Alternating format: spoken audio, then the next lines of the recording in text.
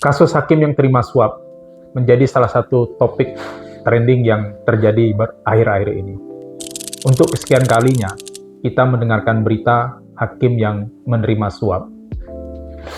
Padahal hakim sering disebut sebagai wakil Tuhan di muka bumi. Hakim sering juga disebut sebagai profesi hukum tertinggi, karena hakim begitu dimuliakan dan dia selalu dipanggil dengan sebutan yang mulia.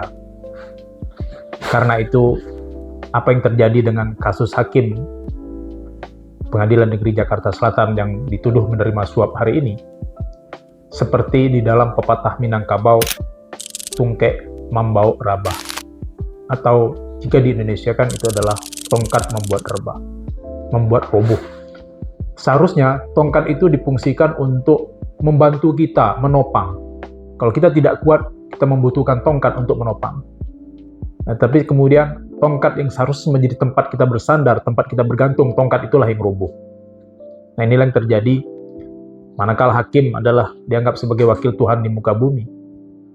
Karena dialah yang memutuskan, dia yang menimbang, dan dialah yang kemudian akan sampai pada tahap menyatakan benar atau salah. Nah, bagaimana mungkin kita melihat sebuah kebenaran akan terungkap jika hakim dalam memutus perkara itu tercederai dengan praktek-praktek suap? Jika suatu perjanjian dihasilkan melalui proses yang curang, yang mengandung tipu muslihat, maka perjanjian tersebut seharusnya dianggap batal. Jual beli yang dilakukan dengan jalan tipu muslihat, yang ada hal yang ditutupi, ada hal yang dibohongi, seharusnya itu membatalkan adanya jual beli. Nah, bagaimana dengan putusan hakim yang dihasilkan melalui proses yang tidak benar, yaitu proses suap? Untuk itu kita akan membahas kasus suap hakim Pengadilan Negeri Jakarta Selatan meliputi 5 hal. Pertama itu kronologi kasus singkat berdasarkan data yang kita kumpulkan dari berbagai pemberitaan. Yang kedua adalah terkait dengan perseteruan antara jaksa versus hakim dalam kasus ini. Yang ketiga, masa depan independensi hakim. Yang keempat, berkaitan dengan karma atau tulah di dalam bahasa Melayu. Dan yang kelima adalah mengapa ini terjadi, serta bagaimana solusi penyelesaiannya di masa yang akan datang. Pertama, kronologi.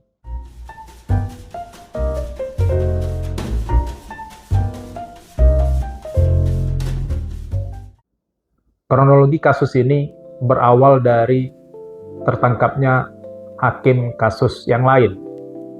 Lalu kemudian berdasarkan pengembangan perkara, pihak Kejaksaan Agung menemukan adanya bukti-bukti bahwa beberapa orang hakim yang pada waktu itu masih di Pengadilan Negeri Jakarta Pusat, Pengadilan Tipikor Jakarta, yang kemudian hari ini sudah pindah ke Pengadilan Negeri Jakarta Selatan, itu menerima suap dari pihak-pihak yang berperkara dalam kasus korupsi minyak goreng. Nah, putusan atas kasus minyak goreng itu adalah putusan lepas. Nah, bisa saja sebenarnya ini dianggap suap, tapi bisa jadi ini bukan tidak mungkin, ini adalah pemerasan dalam jabatan. Nah, salah seorang rekan saya hakim, di dalam satu grup yang saya bersama beliau, menyatakan waktu itu ketika hakim yang bertiga itu ditangkap karena menerima suap, lalu dia menyatakan seharusnya pemberi suap juga ditangkap. Tidak lama, beberapa hari sudahnya kemudian, orang yang memberi suap, yaitu para pengacara, juga ditangkap. Nah, ini berlaku azas praduga tak bersalah ya. Setiap orang dianggap tidak bersalah sampai ada putusan pengadilan. Nah, bisa saja ini bukan suap menyuap. Bisa saja ini adalah pemerasan. Kapan dia pemerasan? Kalau memang perkara itu sudah seharusnya memang begitu adanya. Tetapi karena hakimnya memberi kode atau memberi informasi kepada para pihak untuk menyetor, nah menurut saya itu bukan suap menyuap. Itu adalah pemerasan dalam jabatan. Kalau pemerasan dalam jabatan, maka orang yang memberi seharusnya tidak dapat dipersalahkan. Tetapi kalau berdasarkan pemberitaan yang kita dapat, data-data dari media yang kita kumpulkan, memang ada kerjasama. Jadi inisiatif untuk memberi itu memang berawal dari pihak-pihak yang berperkara. Nah, siapa lawan pihak yang berperkara di sini? Ya, adalah kejaksaan, khususnya Kejaksaan Agung. Maka topik pembahasan kita yang kedua adalah perseteruan dalam tanda kutip antara kejaksaan dan hakim atau pengadilan.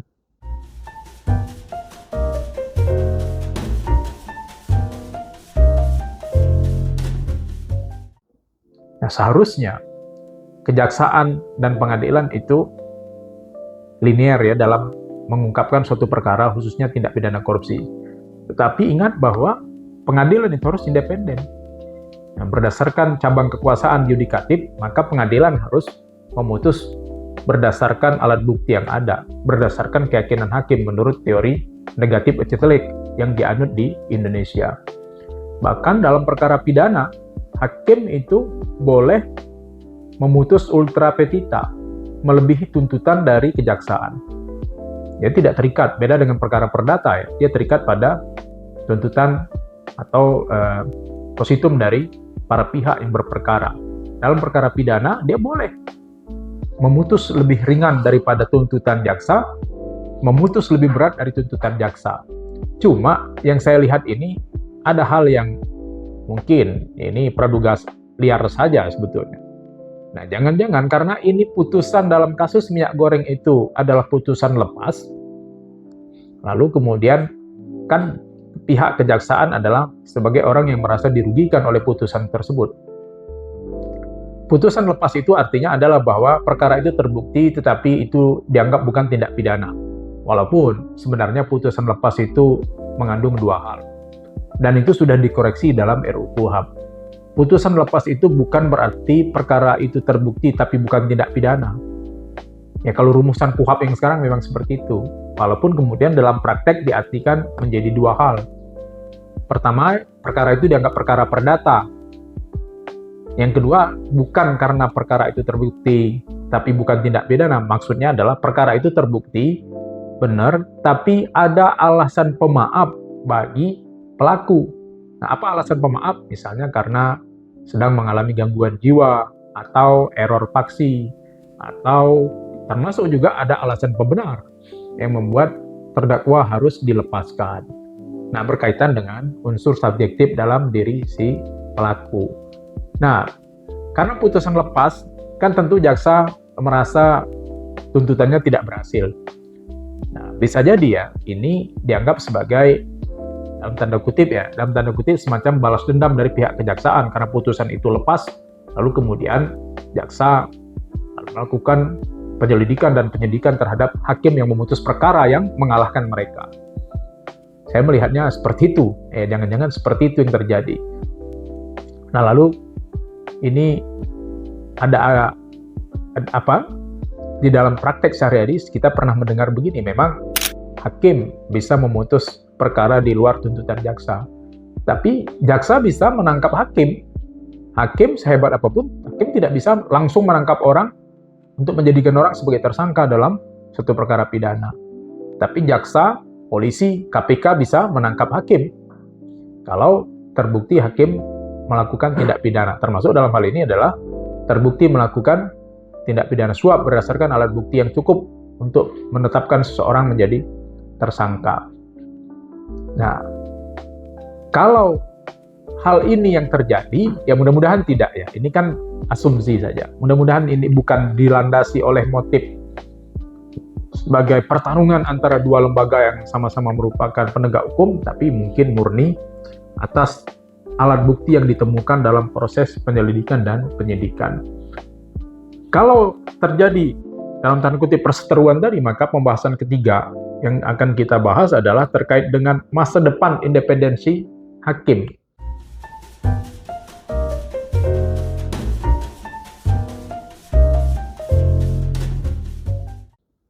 Salah satu hal yang membanggakan bagi seorang hakim adalah independensi dalam memutus. Walaupun penyidik juga independen sebenarnya. Penuntut umum juga independen dalam memeriksa suatu perkara. Sebagaimana juga dosen independen dalam memberi nilai kepada mahasiswanya. Nah, penilaian hakim itu independen, maka kemudian hakim itu dipisahkan dari kekuasaan eksekutif dan legislatif. Maka kekuasaan pengadilan adalah, yudikatif itu adalah cabang kekuasaan yang ketiga, yang terpisah dari legislatif dan eksekutif, khususnya dari eksekutif. Maka kemudian adalah prestasi besar bagi kita ketika reformasi, hakim itu dipisahkan dari pemerintah. Maka hakim-hakim itu dimasukkan ke dalam Mahkamah Agung sebagai cabang kekuasaan yang ketiga yang terpisah dari pemerintah. Kalau dulu Orde Baru kan ada dua yang menaungi pengadilan. Pertama itu Kementerian Kehakiman, Departemen Kehakiman. Yang kedua Mahkamah Agung secara substansi perkara. Sekarang kan tidak. Baik substansi perkara maupun administrasi itu tunduk di bawah Mahkamah Agung. Satu atap di bawah Mahkamah Agung. Nah, ini adalah kemandirian hakim yang kita perjuangkan selama reformasi, dan ini merupakan kebanggaan bagi hakim. Maka hakim bisa memutus ultra petita tadi dari tuntutan. Nah, apa yang terjadi dalam kasus suap hakim? Menurut saya, ya tidak benar kalau itu adalah bagian dari perseteruan antara jaksa dan hakim. Kenapa? Sepanjang hakim dalam memutus perkara itu bersifat independen, ya tidak perlu khawatir. Jadi hakim jangan sampai kemudian timbul pula seperti anggapan masyarakat, khususnya dalam kasus tindak pidana korupsi, seakan-akan kalau perkara korupsi, alat bukti seadanya pun hakim harus memutus bersalah. Ya enggak juga. Hakim tetap harus menghormati azas praduga tak bersalah. Dan hakim sama sekali tidak terikat pada tuntutan jaksa.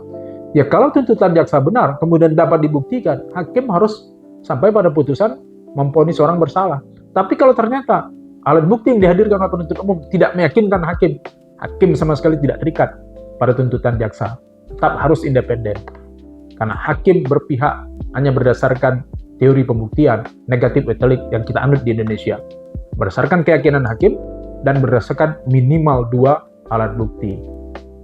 Nah, yang terjadi dalam kasus kita ini adalah karena hakim memutus, kemudian ada deal-deal, yaitu tidak gratis. Kalau hakim berani memutuskan, walaupun hakim tidak terikat juga pada pendapat masyarakat. Kita bukan sistem juri seperti di Amerika. Hakim terikat pada kebenaran saja. Keberpihakan hakim bukan kepada netizen, bukan kepada terdakwa. Walaupun terdakwa itu adalah orang yang menjadi favorit bagi masyarakat, favorit netizen. Enggak. Hakim tetap harus berdiri di tengah. Di tengahnya artinya siapa?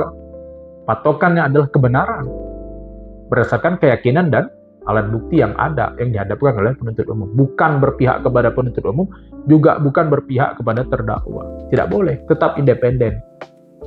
Nah, karena itu dalam memutus, jangan ada sangkut pautnya dengan urusan imbalan, harus ada iming-iming. Nah, itu dia yang harus dilepaskan, harus dibersihkan dalam hakim memutus perkara. Kalau hakim memutus perkara semata-mata berdasarkan kebenaran, tanpa iming-iming, tanpa janji-janji, tanpa ada alat pemberat, tanpa ada selipan amplop, masyarakat pasti akan mendukung. Jadi, independensi hakim adalah harga mahal yang kita berjuangkan melalui reformasi. Jangan sampai kemudian hakim berpikir menjadi takut untuk memutuskan. Enggak, saya kira enggak perlu takut. Dalam memutus perkara, hakim tidak terikat pada tuntutan jaksa bahwa ada kasus penangkapan. Saya yakinkan bahwa ini bukan bentuk perseteruan antara jaksa dan hakim, tapi murni karena memang ada temuan dalam proses penyelidikan yang menggiring kemudian pada kejaksaan sampai pada keputusan untuk menaikkan perkara ini. Kemudian yang keempat ada yang mengaitkan ini berkaitan dengan karma.